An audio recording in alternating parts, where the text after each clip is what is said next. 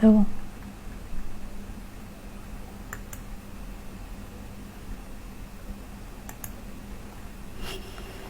বিসমিল্লাহির রহমানির রহিম। সুপ্রিয় শিক্ষার্থীরা, তোমাদের সবাইকে আবারও অনলাইন ক্লাসে স্বাগত জানাচ্ছি। আমি মনোয়ারা, শার্শা উপজেলা কলেজ।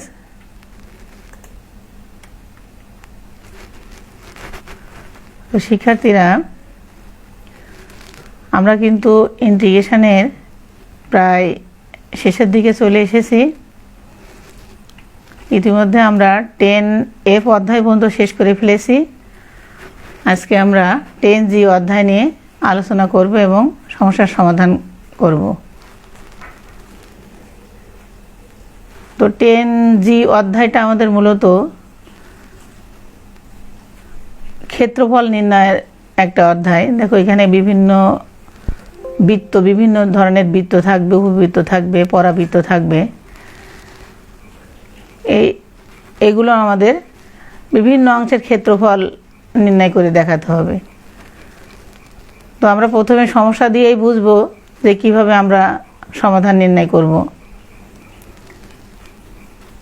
প্রথম যে আমাদের সমস্যাটা আছে, দেখো, x² + y² = 4 দ্বারা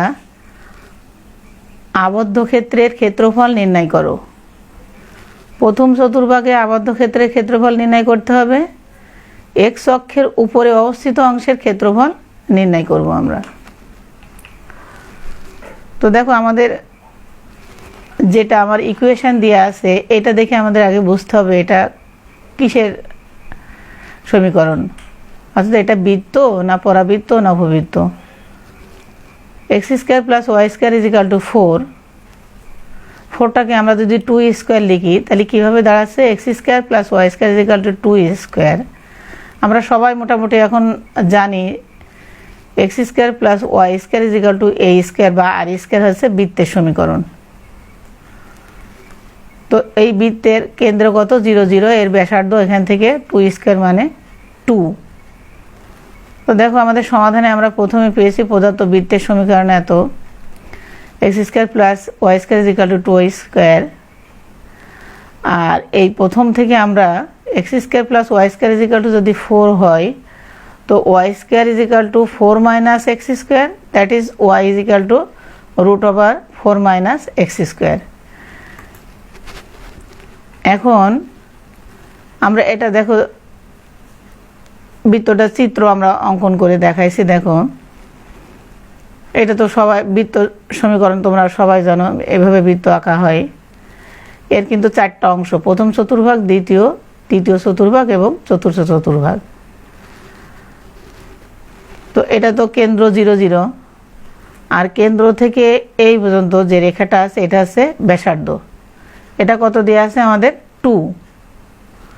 আর এই পুরো যে বক্ররেখা বৃত্তের যে সমীকরণ থেকে আমরা y = √4 - x² নির্ণয় করে রেখেছি, সেটা হচ্ছে এই পুরো বৃত্তের যে সমীকরণটা। এখন আমাদের ক্ষেত্রফল হচ্ছে y dx। ওয়াইটা কি?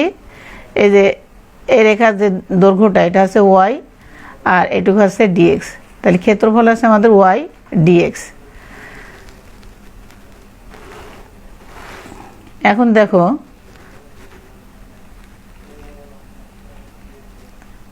আমরা তো আগেই বললাম বৃত্তের কেন্দ্র 0, 0, ব্যাসার্ধ 2। এখন 1 নম্বরে আমরা চেয়েছিলাম আবদ্ধ ক্ষেত্রের ক্ষেত্রফল নির্ণয় করতে হবে। আবদ্ধ ক্ষেত্র মানে কি? এই পুরোটা বোঝাচ্ছে, 4টা অংশ নিয়েই।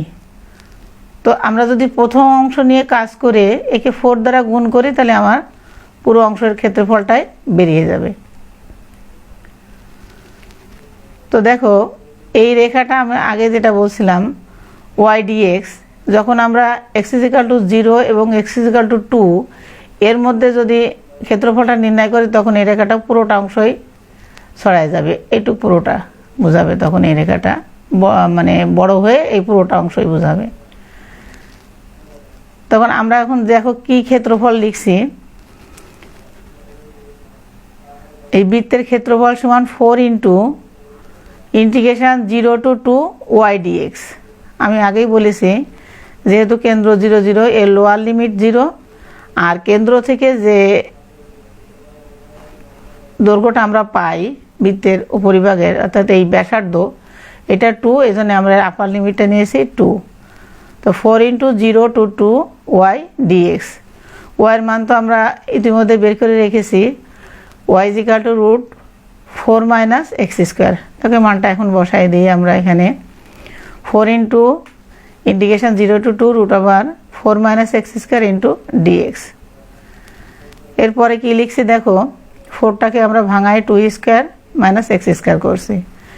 এখন তোমাদের বলতে হবে এটা কোন, আমরা একটা সূত্রে যাব, কোন সূত্র যাব আমরা, এটা তোমাদের নিশ্চয়ই মনে আছে। সূত্রটা বেশ একটু বড়, কিন্তু সূত্রটা একবারে আমি তোমাদের মুখস্থ করে লেখার জন্যও বলেছিলাম এর আগের ক্লাসে। এই সূত্র যদি আমরা অ্যাপ্লাই না করে অঙ্ক করি তাহলে অঙ্কটা কিন্তু অনেক বড় হয়ে যাবে, 2-3 পৃষ্ঠা অঙ্ক লেগে যাবে, ধরে টরে করে লিমিট চেঞ্জ করে মান বসায়ে যদি আমরা বের করতে যাই। তো দেখো আমরা সূত্রটা এখানে অ্যাপ্লাই করে ফেলি, √a² - x² dx। তো কী হবে, সূত্র ছিল আমাদের x × √a² - x² divided by 2 plus a²/2 sin inverse x/a। যেহেতু আমরা এখানে এর পরিবর্তে 2 অ্যাপ্লাই করছি, এই কারণে দেখো x × √2² - x²/2 plus 2²/2 sin inverse x/2। এই যে আমার, এখন আমি লিমিট থার্ড ব্র্যাকেট দিয়ে লিমিটটা বসাই দিলাম।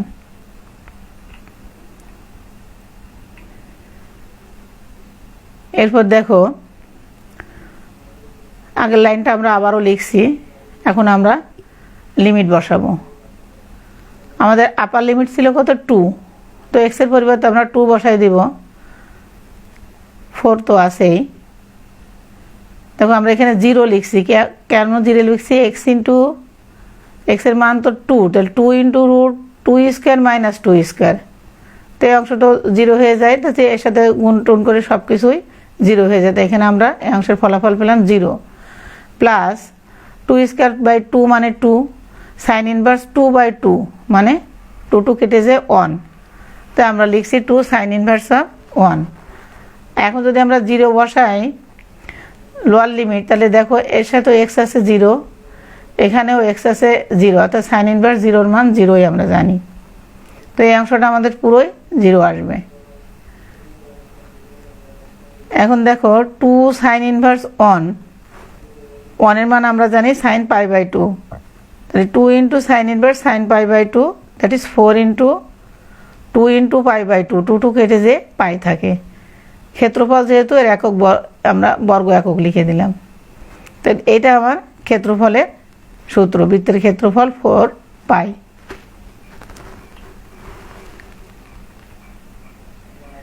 দেখো প্রথমে আমাদের চাইছিল আবদ্ধ ক্ষেত্রের ক্ষেত্রফল, এর পরে আমাদের চাইছিল যে প্রথম চতুর্ভাগে আবদ্ধ ক্ষেত্রের ক্ষেত্রফল নির্ণয় করতে হবে। প্রথম চতুর্ভাগ অর্থাৎ এই অংশটা, যখন প্রথম চতুর্ভাগ চাবে তখন তো আমরা 4 উঠাই দিব। এবার তাহলে কেমন দাঁড়ায় দেখো, আমাদের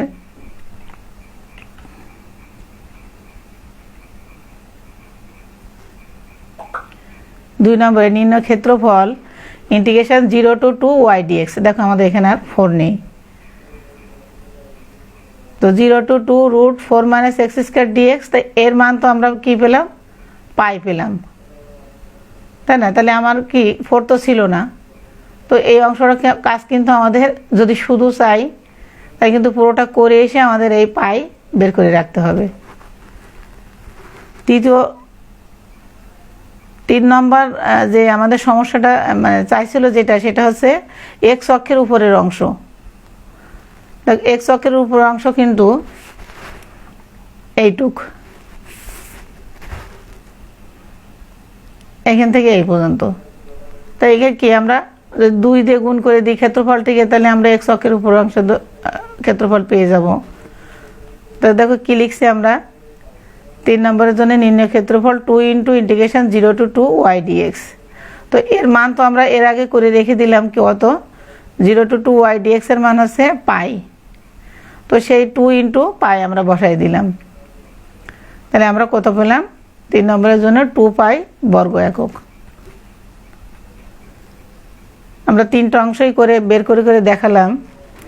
দেখো এরপর আমরা পরবর্তী সমস্যায় চলে যাব, সেটা হচ্ছে এখানে বৃত্তের সমীকরণটা কেমন দেখো, x square plus y square is equal to 25 অর্থাৎ 5 স্কোয়ার। এত বৃত্ত এবং এক্স ইজ ইকাল টু 3 সরলরেখা দ্বারা আবদ্ধ ক্ষুদ্রতম ক্ষেত্রের ক্ষেত্রফল নির্ণয় করতে হবে।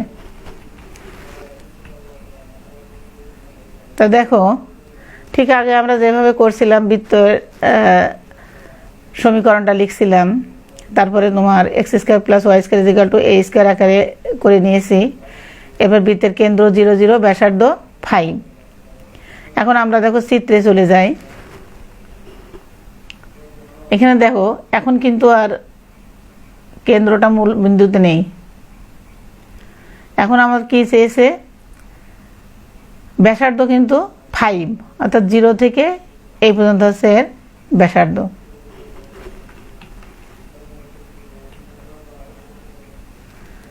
আর আমাদের আরেকটা অর্থাৎ এই যে আমরা কিভাবে লিখি এক্স ইজ ইকাল টু এ কি ওয়াই অক্ষের সমান্তরাল সরলরেখার সমীকরণ, এভাবে কিন্তু আমাদের ওয়াই অক্ষের সমান্তরাল সরলরেখার সমীকরণ লেখা লাগে। এখানে 0 থেকে এই পর্যন্ত 5 দৈর্ঘ্য এবং এই বরাবর যে রেখাটা টানা হয় এটা আছে ওয়াই অক্ষের সমান্তরাল সরলরেখার সমীকরণ এক্স ইজ ইকাল টু 5। আরেকটা সরলরেখা আমাদের দেওয়া আছে এক্স ইজ ইকাল টু 3। তো এখানে 0 থেকে এই পর্যন্ত হচ্ছে 3। তো আমরা দেখো এই বরাবর যে রেখাটা টেনে দিলাম এটা হচ্ছে এক্স ইজ ইকাল টু 3। এখন আমাদের চাইছে কি এত দ্বারা আবদ্ধ ক্ষুদ্রতম ক্ষেত্রের ক্ষেত্রফল নির্ণয় করো। এই যে অংশটা আমাদের ওয়াই ডিএক্স, এই ওয়াই ডিএক্সটা যখন আমাদের এক্স ইজ ইকাল টু 3 থেকে এক্স ইজ ইকাল টু 5 এর মধ্যে যাবে তখন এটা পুরোটা ছড়াই পড়বে চারিদিকে। তো আমাদের কিন্তু চাইছে কি পি কিউ আর এস এই অংশের ক্ষেত্রফল চাইছে। তো আমরা নির্ণয় ক্ষেত্রফল পি কিউ আর এস সমান যদি লিখি 2 into p q s p, তাহলে কিন্তু আমাদের ক্ষেত্রফলটা পুরোটা পেয়ে যাচ্ছি আমরা। তাহলে কীভাবে আমরা লিখবো দেখো, এখানে যেহেতু এক্স ইজ ইকাল টু 3 এবং এক্স ইজ ইকাল টু 5, তাহলে এর লিমিটটা দাঁড়াবে 3 to 5। দেখো 2 into integration 3 to 5 y dx. তো ওয়াইটা আমরা আগের নিয়মেই কিন্তু এখান থেকে বের করে রাখবো।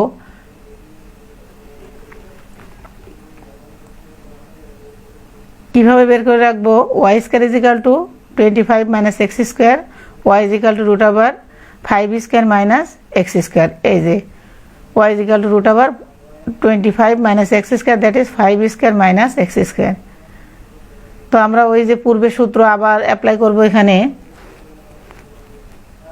সূত্রের 2 তো আছে আমাদের, x into root over 5 square minus x square divided by 2 plus 5 square by 2 sine inverse x by 5। Third bracket দিয়ে আমরা লিমিটটা বসাই দিলাম। এখন আমরা লিমিট বসাবো। দেখো প্রথমে আমরা আপার লিমিট এক্স এর পরিবর্তে 5 বসাবো। বসালে কি হয়, এর ভিতরে 5 স্কোয়ার মাইনাস 5 স্কোয়ার, এটা 0 আসে এই পুরো অংশটুকু, এই যে 0 plus 5 square by 2 sine inverse 5 by 5, তার মানে কেটে যে 1, 5 square by 2 sine inverse 1 minus সূত্রের মাইনাস এর এক্স এর পরিবর্তে 3 বসাবো আমরা। 3 into root over 5 square minus 3 square by 2, 3 into root over 5 square minus 3 square by 2 plus 5 square by 2 sine inverse x এর পরিবর্তে কত বলেছি 3 বাই 5। তো দেখো প্রথম অংশটুক তো আমার 0 ছিল, এরপরে 5 square by 2 sine inverse of 1 যেটা আগে ছিল সেটা আবার একটু লিখছি। এর পরবর্তীতে দেখো 5 square by 2 sine inverse into sine pi by 2 minus 3 into এর ভিতরে ক্যালকুলেশন করে 4 পেয়েছি বাই 2 প্লাস 5 স্কোয়ার মানে 25 বাই 2 সাইন ইনভার্স 3 বাই 5। দেখো 25 পাই বাই 2, কারণ সেই 2 যদি আমি কেটে দিই sine inverse of sine pi by 2 মানে পাই বাই 2, তাহলে 25 পাই বাই 2 মাইনাস 3×4 বাই 2, অর্থাৎ 12 মাইনাস 25 সাইন ইনভার্স অফ 3/5 বর্গ একক। এটাই হচ্ছে এর অ্যান্সার। এই মতো রেখে দিলে আমাদের হয়ে যাবে। দেখো দুটো সমস্যার সমাধান আমরা করে ফেললাম। অধ্যায়টা কিন্তু ছোট, কিন্তু অঙ্কগুলো একটু বড় বড় আছে এই অধ্যায়ের। 1 আর 2 নম্বর আমরা বৃত্ত সম্পর্কে, বৃত্ত ক্ষেত্রফল সম্পর্কে জানলাম, অঙ্ক করলাম। এরপরে যে সমস্যা 3, দেখো অঙ্কটা আমরা পড়ি আগে। 4x² + 9y² = 36 উপবৃত্ত দ্বারা আবদ্ধ ক্ষুদ্রতম ক্ষেত্রের ক্ষেত্রফল নির্ণয় করতে হবে। তো আমরা প্রথমে উপবৃত্তের সমীকরণটা লিখে ফেলি। 4x² + 9y² = 36। এখন উপবৃত্তের সমীকরণ আমরা জানি কি x² / a² + y² / b² = 1, অর্থাৎ ডান পাশ যখন আমার 1 বানানো লাগবে তখন কি এই 36 দ্বারা আমরা ভাগ করে দেবো উভয় পক্ষকে। তাহলে 4x² / 36 + 9y² / 36 = 36/36 মানে 1। দেখো আমরা এখানে একটু কেটে ছোট করে রাখি। x² / 9 অর্থাৎ 3² প্লাস y² / 4 অর্থাৎ 2² = 1। এই সমীকরণকে যদি আমরা উপবৃত্তের মান সমীকরণের সাথে তুলনা করি, অর্থাৎ x² / a² + y² / b² = 1, তাহলে এখানে আমরা a এর মান পাই 3 আর b এর মান পাই 2। এখন দেখো আমরা উপবৃত্তের চিত্রটা আঁকায়, এখানে আমরা একটু বুঝে আসি কি বলতেছে। দেখো এটা হচ্ছে উপবৃত্তের ফিগার। এখানে আমার a = 3, অর্থাৎ এর যে আড়ক্ষ 0 থেকে এই যে রেখা পর্যন্ত এটা হচ্ছে 2a, তাহলে এটা হচ্ছে a মানে 3। তাহলে এখানে x = 3 আমার, আর y অনুবন্ধী অক্ষ এটা হচ্ছে y = 2, এইটুক, আর এরপরে আর 2 অর্থাৎ 2b, আর এটা হচ্ছে 2a, তাই অর্ধেকটা যেহেতু নিয়েছি আমার, তাহলে এটা 3। এখন দেখো আমাদের যে ক্ষেত্রফলটা এটা হচ্ছে y dx, তো এটুক তো দৈর্ঘ্য y এবং dx এটুক। এখন যদি আমরা এই অংশের ক্ষেত্রফল নির্ণয় করব যখন 0 থেকে 3 এই পর্যন্ত 3 দাও, তখন আমরা কি বলেছি, এইটা এই রেখাটা পুরোটা এই প্রথম চতুর্ভাগে ছড়াই পড়বে। এরপর দেখো এই উপবৃত্তের যে সমীকরণটা, এটা যদি আমরা y = 2/3 √9 - x², এটা বানায় নিতে হবে আমাদের। এই যে 4x² + 9y² = 36 থেকে। তো এখন আমরা দেখো উপবৃত্তটা দ্বারা আবদ্ধ ক্ষেত্রের ক্ষেত্রফল কি নির্ণয় করব। আমাদের বলেছে পুরোটা অংশের ক্ষেত্রফল নিতে। তো আমরা কাজ করব প্রথম অংশের, একে যদি 4 দিয়ে গুণ করে দিই তাহলে আমরা পুরোটা ক্ষেত্রের ক্ষেত্রফল পেয়ে যাব। তো কি লিখবো আমরা, এটা যেহেতু মূল বিন্দু 0, 0, তো ক্ষেত্রফল a = (0 to 3) তাকে আমরা কি 4 দ্বারা গুণ করেছি ইন্টু y dx, তাহলে 4 × 0 to 3 y dx। দেখো y এর মান আমরা নিচে বের করে রাখছি। y এর মানটা আসছে কি 2/3 √9 - x² * dx। এই যে আমার 1 নম্বর সমীকরণ, এখান থেকে আমরা কিভাবে বের করছি দেখো, y² / 4 = y²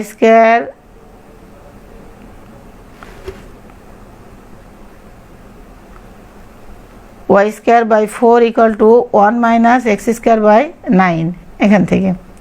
তো y²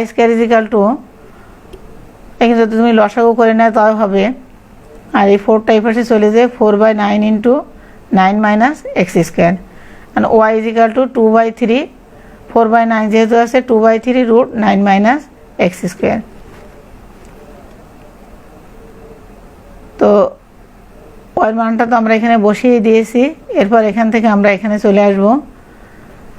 a is equal to 8/3 integration 0 to 3 root 9 মানে 3 স্কোয়ার, 3 স্কোয়ার মানে এক্স স্কোয়ার ইন্টু ডিএক্স।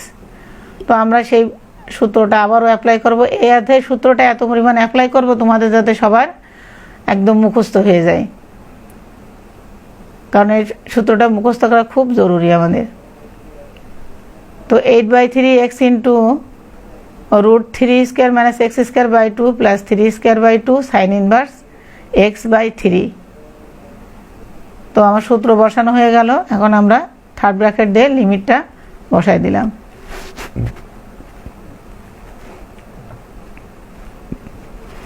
তো এখন আমরা লিমিট বসাবো। আপার লিমিট যেহেতু 3, এক্সের পরিবর্তে 3 বসাবো। দেখো 3 into root 3 square minus 3 square by 2। তো এই অংশ পুরো 0 হয়ে যায়।